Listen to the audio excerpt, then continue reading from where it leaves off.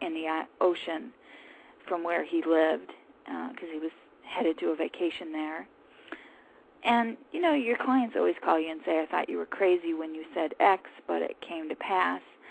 I don't really consider, you know, you need to get things right. There's no doubt. You've got to get things right, and you can't get them wrong, or you should pick another career. But it isn't joyful to name earth cataclysms before they happen. But there's a particular reason why that's a specialty of what I predict versus some other realm. And that, you know, the Oracle at Delphi was believed to communicate with Gaia, which at that point was, you know, the personification of the woman, you know, the globe as a female. And she also was always telling people when there would be famines or invasions and something like that. So it's actually, in the capacity of an oracle, that's a normal thing for an oracle to be part of. And so because you can see those earth changes and they come to pass, you can see other things that are getting ready to happen, and you're quite often shown how to work on that privately so that you can either alleviate it or just send counterbalancing energy to it, which is the kind of thing that you have to do by yourself, and you don't get anybody else involved in it, and you do it every day of your life, and that's what you spend most of your time doing. Most of my time is not talking to clients. It's working on my own. So, okay. Yeah.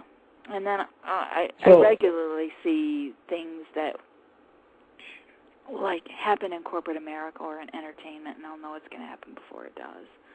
So it's just, it's like knowing what's out there. You kind of get the feelers and you know it beforehand. So that's what I do.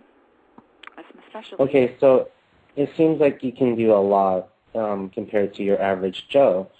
But is there anything that you haven't been able to successfully do, or something that you've never imagined yourself to be able to achieve?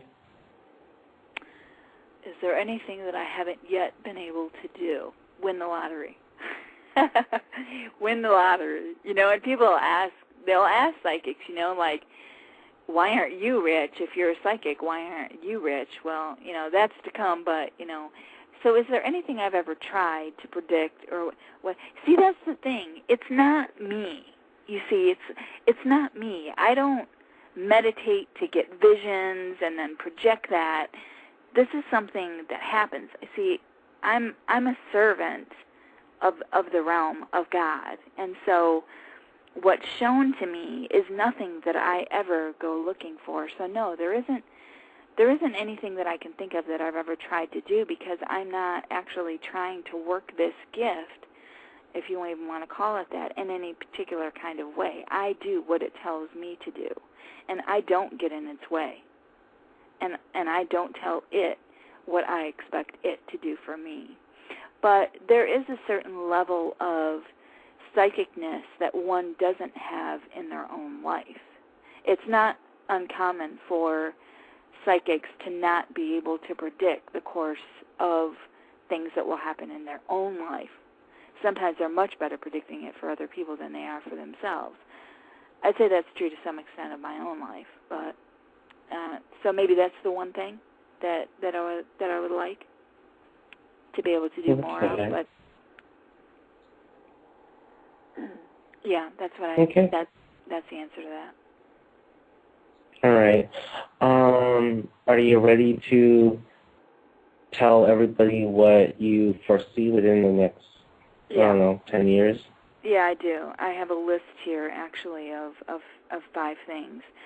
I think people are very used to, predictions that maybe are, fluffy or warm or whatnot. But the 5 that I have on the list here are actually things that are getting ready to transform and shift the world. And on the surface, they might not sound all that exciting, but they are the 5 things that are getting ready to happen.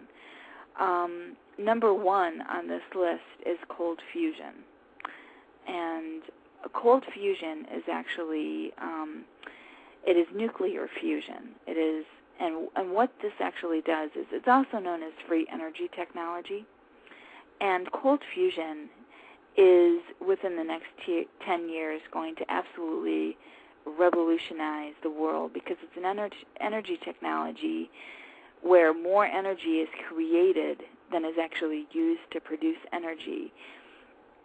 And we as a civilization will not be able to produce real wealth and or real freedom on the actual ground of the globe until we have transformation in our energy realm. And cold fusion and free energy technology, those kind of things, let me explain what they'll do, because what this will allow you to do eventually, it will allow you to go into a place like Walmart and spend $2,000 or $3,000 on a box that is essentially a battery that you will use to operate your entire home, and you will no longer have an electric bill,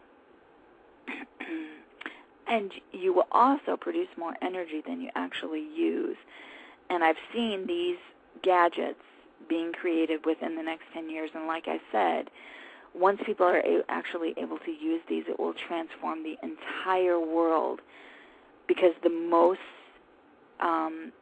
sought-after commodity in the world is oil, and so therefore the most oppressive and liberating economic structure in the world is energy. And what the greatest technology that we'll see is the kind that was mentioned in Ezekiel, which is a wheel within a wheel. So cold fusion and free energy will come online within the next 10 years.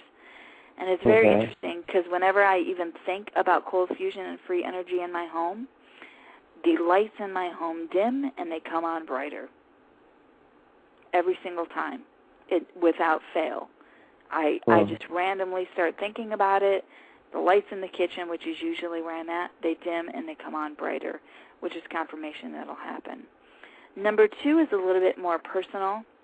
Number 2 is that we're actually undergoing an evolution in the brain chemistry structure, in the neocortex of the brain.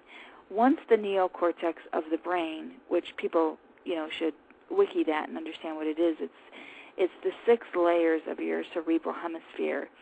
The brain has undergone massive evolutionary shifts in the last even 50,000 years, and we're actually in the middle of that right now.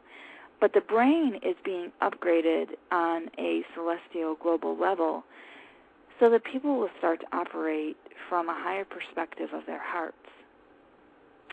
And that leads to me being able to let people know that right now we're in a period where divine partnerships, that's obviously what people have been seeking for a very long time.